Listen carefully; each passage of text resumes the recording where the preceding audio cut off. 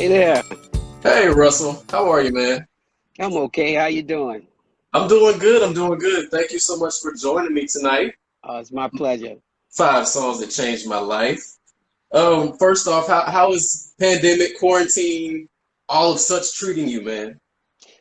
Uh, I'm having a good time and eating a lot and music a lot and Mhm. creating a lot. And um, I think it's difficult for all of us to slow down. I know for me, being a busybody, it's been tough for me to slow down, but necessary change. So overall, big picture, I'm doing good. How about you, brother? Oh man, the same. Eating and sleeping and creating and just plotting for what's next. Whatever Yeah. that's going to look like. Whatever that's going to look like. But in the interim, you've also released new music. Come Yes. morning. So I'm enjoying that, man. I have to say, keep it coming, keep it coming. I released a new song also yesterday, Tuesday as well, called "Wake Up." Okay, okay. So Yeah, there's even newer stuff, new. yeah, Yes, sir. Yes, yeah. sir. Awesome. Well, for those who are not familiar, I'm going to give a brief introduction of who you are. You were born in Philadelphia, raised in Philly, but you also got roots in DC. Um, you released four studio albums. Is that correct? Four, yes, there'll be four Four. records. Okay, perfect, Hmm. perfect. And one on the way. I've heard. Awesome, awesome. Um, you are the first Black American artist, I believe, to be VH1's You Ought to Know, to receive that distinction. So that's pretty incredible. Yes. I always make sure I clarify. I'm the black identifying. I'm the only black identifying. There we go. There we go. Yeah. I love it. I let it come out your mouth. And your Oh, it's music has been. absolutely no disrespect to anybody. It's the truth. It is Go what it ahead. is, right? Yes, Hmm. sir. Yes, sir. And your music has been featured everywhere. I think you were up on the sync game ahead of a lot of independent artists. Your music has been on VH1, NPR, shows like The Fosters and Degrassi, The Next Generation. So Hmm. tell me about that. How essential has licensing and sync placement been in your career? For me, particularly, hey, welcome everybody. Welcome Curvy Queen. Welcome Parker Hey, hey! D5155. Welcome. For me, Sync has been a great way for me to get my as an independent artist and also independent artist in what traditionally categorized as black music. It has helped me get into spaces that I hadn't otherwise been received. Hmm. And I think particularly now in the day and age that we are in now, it is necessary for your records to be broken. And this goes from big budget to, first starting. It's necessary for you to break your records in ways that are not traditional.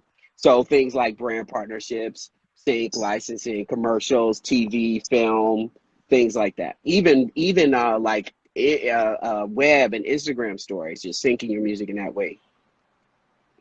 Oh yeah, Yeah. absolutely, absolutely.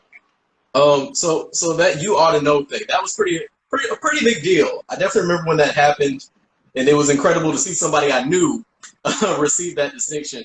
How did that Mhm. change things for you? It definitely put me in another arena.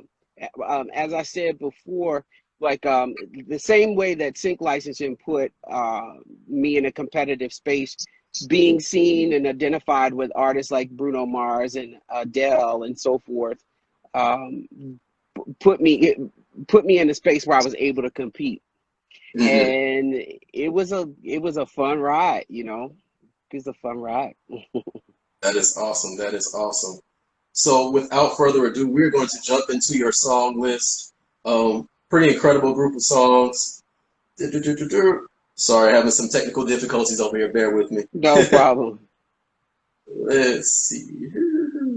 So the first song on your list is "Giving Up" by Donny Hathaway, and I've got to say it speaks to how incredible of an artist he is because I believe you're the third artist to place a Donny Hathaway song on your list. So it's just amazing how much influence and range he has had. So we're going to listen to just a tad bit of that, and then we'll talk about it, all right? Okay. Sing it now. Continue. Oh, Oh, man. I So love tell that me, how record. did that song change your life, man? Oh, I was a very little boy actually. And I remember, I think at the time, it was my mother who was playing the best of Donny Hathaway. So it was this song and For All We Know, which I fell in love with. But this song was first for me Mm. because I mean, I don't know how a 6 or 7 year old was able to. I mean, I was able to plug into the longing in this record and then ride the wave of how he delivered the emotion and just his phrasing and then his choice. I mean, it just there's so many like micro choices that are hard to articulate. For where he changes from the sound in his mouth to the sound in his throat. It's I just fell in love. It was like I want to be a musical alchemist. I want to be a vocal alchemist like this and be able to create these types of feelings in the spaces that I go to. Hmm. That was the beginning as far as identifying a voice. I have plenty other songs, and that's why this exercise is a challenge because I mean, you're a musician and singer as yourself, so it's hard to choose just five because there's so many songs that made me turn a corner or made me desire to push further. Hmm. As far as being a singer, this was a song that made me aspire to be one that could communicate emotion in that way. Absolutely, absolutely. So you mentioned "For All We Know," which is one of my personal favorites from Donnie. Like, Mhm. oh my god, oh my god. He was such an emoter. I think that he was just so emotive with how he delivered it. You mentioned the nuances. Mhm. How has that informed your vocal delivery, soul singer? Oh, okay. You know, starting out, the objective, I can't speak for anyone else, but starting out, the objective is, you know, to sing. You don't know about competition or do you care? For me, I didn't know about competition. I'm not a competitive spirit in that regard. And I didn't know about trying to impress people per se. I just wanted to like sing.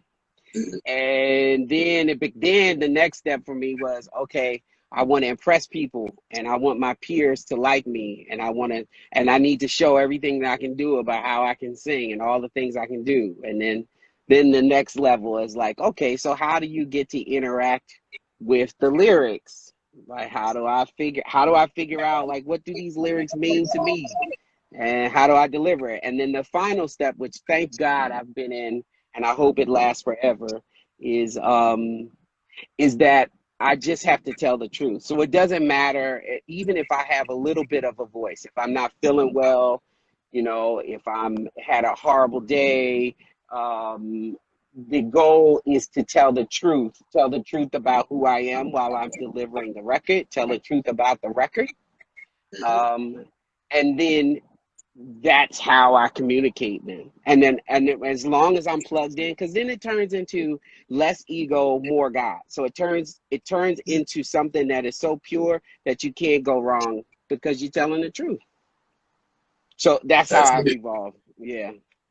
Yes, sir. Yes, sir. That's a gem out there. So y'all catch that, write it down. Tell the truth. Tell the truth. You can never go wrong that way. So Hmm. we'll jump to the next song on your list. It Oh, is, okay. yeah, we gonna keep it rolling, man. Hummingbird by Seals and Crofts. I hadn't heard this one before. I do apologize That's for my okay. lack of knowledge. In- No, Incredible isn't it song. cool? You get to learn. You get to learn. We that's the good thing about sharing music is that you learn some shit. Absolutely. That's the joy, Hmm. man. That is the joy. So we're gonna listen to just a tad bit of this and then we'll talk more about it, okay? Hmm. Now wait, you got to get to the "Don't Fly Away." You got to get to that "Don't Fly Away." That's Steely Dan. You got to get to that Now vibe. see, the problem is if I go that far, Instagram is gonna shut me down and then we're gonna have a whole Oh, I understand. Damn it. mm. Okay, But that's part of but what it's makes on the song so Spotify so special. they can listen to it. Okay, got you. I understand. Um, this But yeah, song, I do apologize. Go ahead. no, it's all good, Jason. All good. This make sure y'all go and listen to it because there's so many levels to that record right there. This song was also part of my childhood. My mother and father, very progressive black people, and it was part of their record collection, Seals and Croft. And my aunt Peg, my mother's sister, was a hippie flower girl, like times 10. So I think this is probably how my parents were introduced to Seals and Croft was through my aunt Peg. And what was magical about this record was that stark difference to our Saturday morning soul cleanups. Um, it told a different story. You're talking about a bird, and there's like this influx of jazz, the arrangements, and even though it's folky because you got these acoustic guitars and the drums, even a flute in there, it also was soulful. Like when you get to the end, like the way that these guys sing is very soulful. Um, and it made me pay attention to the writing that you could write about things. There were interesting things about life other than love to write about, Yeah, or metaphors even, and that's how I came to really like this, the imagery of it, the storyteller that I am. That was the first spark for me, was this record. got you, got you. So you mentioned the songwriting aspect and how there's so many different topics that we can write about beyond just "I love you" or "I hate you." How excuse Right. me, how has your career as a songwriter evolved over time? How has your style as a songwriter evolved over time? I've been stuck in the I love you or I hate you, or I've been stuck in that space for a while. And I'm just starting to experiment with coming out, because the other part of what we do, Jason, as you very well know, is that we got to sell records. Yes. And I have found, and this become there the racial and um, um, cultural implications here, but I can't name records that you know I can't. It's hard to call a name of a record that isn't written about love or sex or a relationship or something, Yeah. in our genre, or even cross to like pop, you know, unless I'm Taylor Swift or something. So now that I've gotten to the place where my inspiration is to, like, of course, I want to, this is my business. I want to be successful, but I'm starting to be less ego driven and more about, well, you know what? Let me write about how I experience life things. So I'm just at the beginning of breaking out, like, and willing to take these chances with records that don't talk just about love or relationships, failed or beautiful or sex or so forth. So Got did I answer your question? I hope I answered your question. you completely answered the question. I Okay, really, okay. I really felt like I felt that on your last project, Tin Man the Blue. Like Oh yeah, it's amazing. Like I really love that project, and we'll actually play a song from it in just a bit. But okay. I'm excited to hear what's coming next. Absolutely. I'm working on that. This COVID thing put a hammer in my machine, the process. But I'm still working. I'm about 8 or 9 songs in, maybe one, two more songs to tie it all together. I'm just about done with the new project, but that's not going to come until we we are settled in this new normal, whatever that is. Like it would be a disservice to release it when everybody's so all over the place. So I've just thrown out these one offs that I fell in love with, and I think that they're meaningful for the time that we are in. Absolutely. Absolutely. I think that's a great strategy. And a common sentiment among artists right now. Nobody wants Hmm. to just throw something out into the atmosphere right Right. now if you don't know what's happening. Right. Absolutely, I understand. So we'll move on to the next song on your list. We're switching genres completely. The next song is "The Only Way" by Yolanda Adams. It out him. Yeah. Yes, sir. Yes, sir. I can just keep going. So tell me, man, how did that change you, man? So this was the record, and this was still, now that I'm thinking about it, this is still, all of these records are all before, so far that you played, are all before like puberty that I fell in love with these records. Mm-hmm. And this song, what made this, oh, this song ruled me because I used to sing with my cousins all the time, and was loose, like gospel music with my cousins, and it was loose harmony, bona fide harmonies. I'm gonna choose my words carefully. Bona fide harmonies, but loose arrangement, loose, like punctuated, but kinda, just having fun singing. But we gotta sing for church.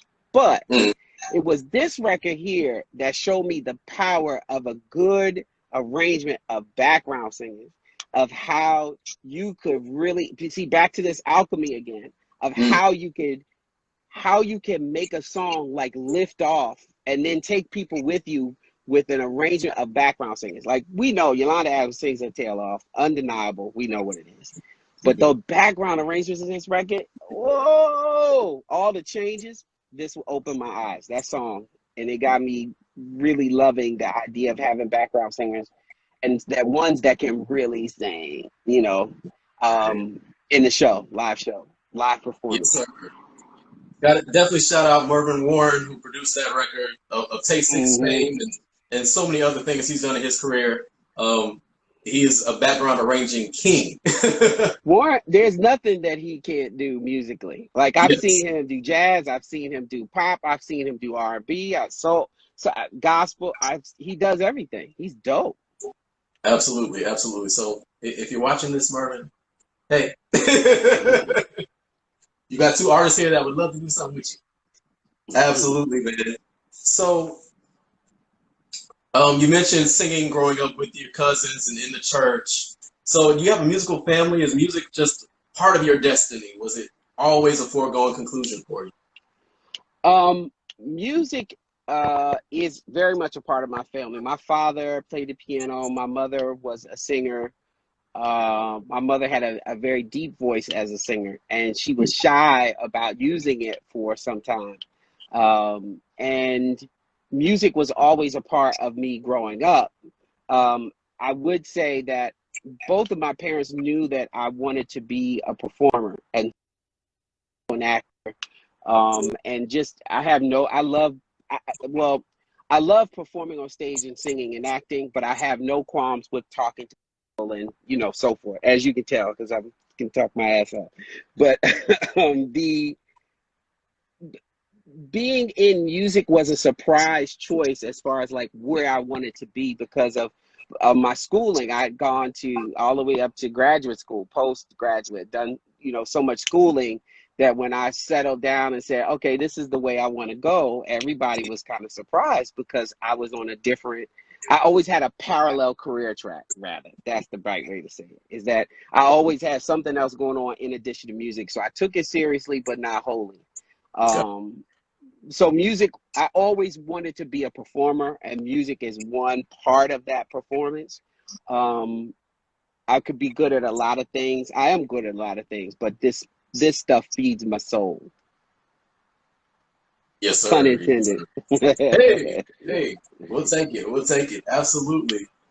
Awesome. So the next song on your list is by Mr. Stevie Wonder himself, who has also made frequent appearances on people's lists. So again, it just speaks to the impact that he has had as an artist. They Won't Go When I Go is the name of the song. So we're going to listen to just a little bit. So tell me, how's that song changed your life, man? That record right there is the, okay, culmination of everything that we just talked about. Mm-hmm. So, lyrics, emotional delivery, arrangement of backgrounds. Like, Stevie was doing backgrounds like no other at that point in time. Oh yeah. Maybe, I mean, when this record happened, it was like, he and Marvin Gaye were cutting in the same, out of the same spaces. Marvin was doing experimental backgrounds at the time too, but Stevie was bringing in all these electronic stuff and like the computer type stuff. Like, it was, I mean, damn. And then you add in social justice and activism when it comes to this record too, which Stevie has never been afraid of doing. And so innovation, theme, emotional delivery, and vulnerability, lyrics. I mean, across the board. I mean, he's Stevie Wonder. Stevie Wonder, everything he touches turns to gold. So Right. this record represented to me, like, there was a period of time. Now I came to this particular record once I was, a teenager, like maybe 17 or 18 years old, where I focused on this record, and then I found a whole bunch of different iterations. Like George Michael did a good cover of this record too, which almost similar in tone, took on a different meaning for him, for his delivery, but this record is so powerful and timeless. Yeah, this is a big part of me falling. This song led to "All Is Fair in Love" with Stevie Wonder for me falling in love with, and yeah, opened up a new way.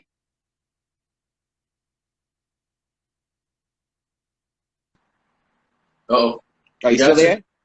Yep. Oh, Just okay, checking. You blipped out for a second. Okay, oh, cool. sorry. So, no, good, no worries. So we talked about earlier how in a lot of popular music, it's either I love you, I hate you, I want to sleep with you, we're going to the club.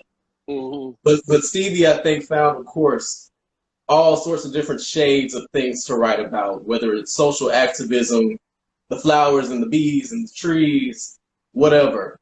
How Hmm. has that informed what Russell Taylor does as an artist going forward? Going forward. How do the flowers, bees, and the trees inform me as an artist going forward? And even the social activism aspect, because of course we have a lot that we can talk about right now as artists. Well, I released.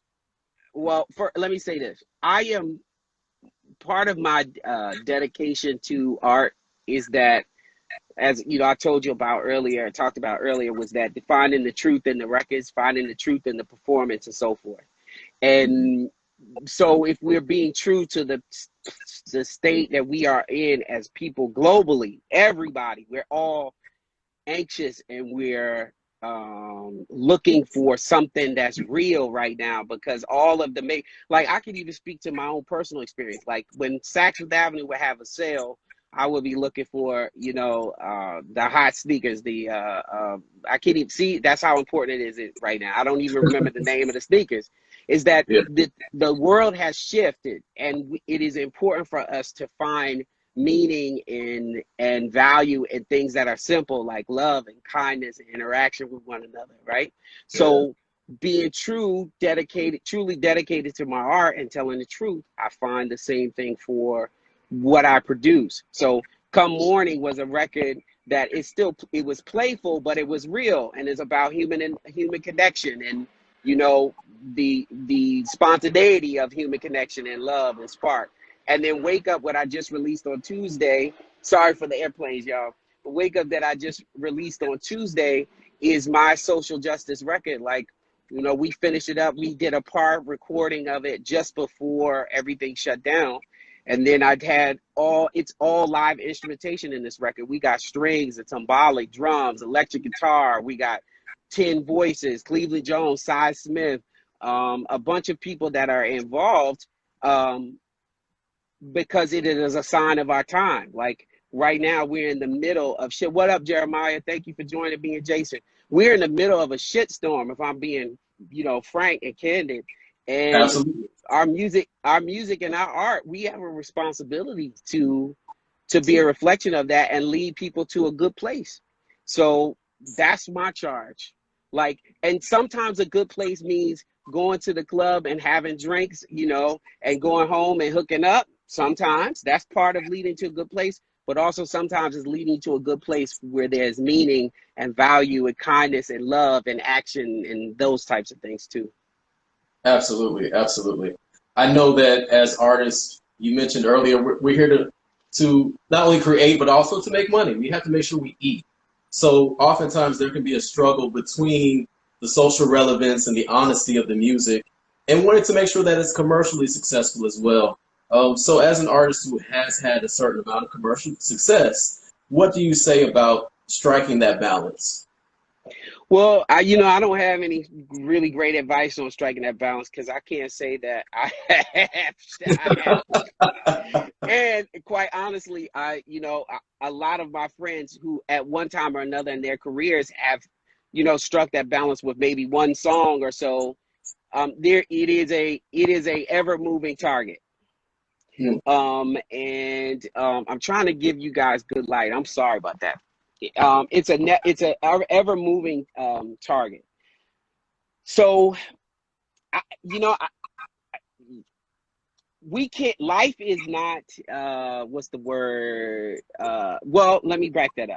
I am not a monolithic artist. I got a bunch of different ways, things that I create music. As I said earlier, I'm an actor, I'm a writer, I'm working on a screenplay that is actually gotten some really great feedback. So as Nice. long as I'm making some shit and putting myself into it and telling the truth, I think that eventually, like, I'll have five balls in the air and maybe two of them may fall like thuds, but I got three that are going and doing well. And I find those spaces, to be valuable to me. As far as making money, truth is, once you go to school, you go to, you get your college degree or you get your degree of hard knocks, you figure out how to stay alive. You figure out how to eat. And thankfully, it's never ever been that dire need for me. I've always had more than enough and I've had a great, really privileged life. Um, I guess if you just follow your gut, that sounds so damn corny, but it's no better way of saying it. Like, you But got to it's follow true. your gut. Yeah. Yeah. You have to do what works for you because you can only perpetrate for so long, right? Yeah, man. Yeah. Absolutely. Absolutely. Well, yeah, you definitely answered that. So thank you for the wisdom. For the audience, y'all take that gem, catch it, hold on to it, all right? Jason, I So the gotta final topic. apologize real quick. I'm sorry. I gotta apologize to all of y'all that are watching. That as the sun fades, even these little baby lights, I can't get no lighter. My light bright skin, I can't get no lighter. I'm sorry. Right. For all your brightness, you fading away over there, Russell. It's all good, brother. We know you're there. We know you're there. So the last song on the list is actually one of yours. I'm going to be What's up? honest with Hold on. Shout out you. Kim Dickey. Shout out Hey, Kim Kim Dickey. What up, Nikki, Kim? Oh, what up, all the way BK? from What London. up, We see all of you, y'all? girl. Hey, All right, go ahead, Jason. all good. So the last song on the list is Dance with Somebody. I love your rendition of this song. So we're going to share it with the audience and just linger a little bit, all right? Okay. Wow. Thank you. Thank you. So Thank I you. need to Thank know you. everything about how that rendition came about, that bass, the feeling. Tell me about it, man. I had a show at Soho House in New York, and I wanted to do a couple of pop songs, but I didn't want to do them like the regulars. I didn't want to do them exactly like. So I have a couple of songs in my repertoire that I rearranged, like a Madonna song, Cyndi Lauper song that I rearranged, and this was one of them, Whitney song. So as long as I was doing it at the show, I was cool. And Yeah. instead of playing it, we were in rehearsal, and instead of playing, it was a bass player named Ashley, super dope in New York, and instead of doing the full band, I was like, no, because he was actually picking it out on bass while the band was getting ready to start the record, and I was vibing with him, and I was like, actually, you know what, y'all, don't worry about it. It's just gonna be me and him. And then we plugged away at it. We actually didn't even do the whole song. I stopped about halfway in rehearsal, and I was like, look, just go over it. I don't want to lose this. Like, so let's just hold the spark of spontaneity. Go up. This is how we're gonna play it, and then we're gonna play it really all the way through the first time in the show. Yeah. And then it kind of evolved from there. And when I write records, a lot of times if I'm writing them for me, I'm writing them thinking about a live show. So the way that I arranged it, as every time I performed it, was as if it was doing it for a live show. And then when it came time to record the record, I was scared Uh-oh, are you there? Here we go. When it came time to record the record, I was scared shitless to do it because it's a Whitney Houston record and it's like one of her top 10, like #1 record of hers. And one thing led to another. A friend of mine pushed me to do it. I reached out to the writers. They had already heard of me from my previous work. They were open to it. We did the record, Nice. and and one thing led to another. And I I'm the reason why this song, I included this on my list of changing my life, is not for like, oh, listen to what I did. Like, this was the record that I feel gave me my wings. Now, before the recording of it, so when I started to perform it live, that's when I feel like I got my wings to go to the next level of how I interact with my art, if that makes sense to you. And I just, it just took me to a whole nother place. Like, nothing else mattered except for interacting with the words and the lyrics and the energy in the room and the bass, very simply, and telling the truth on the record. Like, this is recurrent theme of telling the truth for that moment. And it changed my life. Quite honestly, Jason, it was the record that set me free. Word. I was the most afraid of doing it because of the cachet that it has. But once I did it, it set me free. I will say, I'm sorry, that lyric No, has so much heartache in it, but because of the original Dancy production, we missed it. In your rendition, I feel every single bit of that ache, every single bit of that truth and that honesty that you mentioned. And if you watch the music video for it, you catch the meaning. Like, the music video for Dance with Somebody, you see that she's like, all I do is work. I want to be with somebody. I want somebody to love me. I just want to get away from all this shit. And then what makes it even more like dark is that was her fucking life. Yeah. Yeah. Like, she was put into this persona that wasn't fully her, and all she could think about is how the fuck, excuse my language, she could get away from it, So, like, it was like a triple whammy, Yeah. And I'm grateful for the gift that art gave me with that record. Honest to God, sets me free. I love performing that song. I can see why. Your rendition is incredible. That came from Tin Man the Blue, your last EP that you put out. Tell me, how did that project come about? Because I love it. I love it, hands down. Well, my goal with that record was to do a 3-color project. So it was going to be primary colors, red, blue, and yellow. Okay. And it just didn't work out that way. Like, a lot of things happened. Some songs got repurposed. And so I put out blue. And the idea of blue was moody. The name of my publishing company is Indigo Blue. The name of my label is Indigo Blue. And the Indigo Blue for me is moody. And I'm a Cancerian, so I'm very, like, I wanted to put out a record that was blue, and it didn't necessarily mean sad. It just meant moody, That's how it happened. Absolutely, absolutely. I love some good moody music. Shit. Yes, sir. You give me moody right now with this shit, though. Oh, yeah, and this was totally not on purpose. I'm quite embarrassed because I have a beautiful setup at home of my whole, studio setup. I just got caught out here in the day, so I'm improvising. Improvising. Right. Hey, that's how we do. We shift, we pivot. I'm not mad, brother.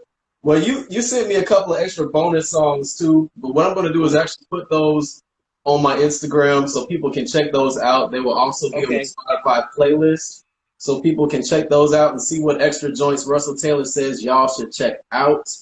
Cool. Before we get out of here, man, tell people where they can find you and what you got coming next. Cool. So I just released a record called Wake Up, and that is available on all platforms, and it is a social justice call to action.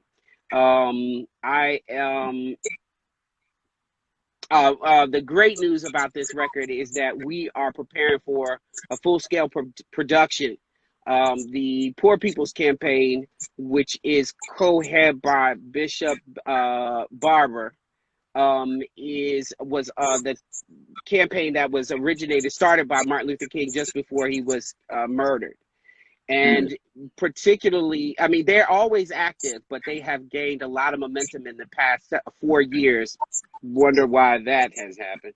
4 years correlates with our beautiful president. And they are really, they really have their feet and ears to the pavement.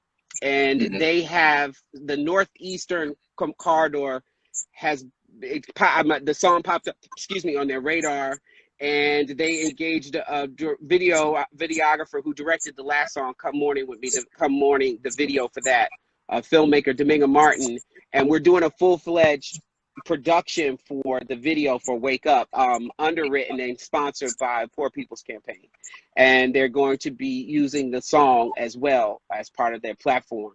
So for me, this is huge, because this is the exact purpose of the reason why I did a record like this, was for it to be used, in this manner. Of course, I recorded a whole project that is just about done. I'm working with a wonderful team out of California, which, when the time is to pull the trigger, we pull the trigger and then it all will be revealed. But I have a really wonderful, loving team that works around me and has helped me develop as an artist, realize a lot of my dreams as far as producing an art piece. And now we're working on getting it out to the people when we get a little, stasis in life right now.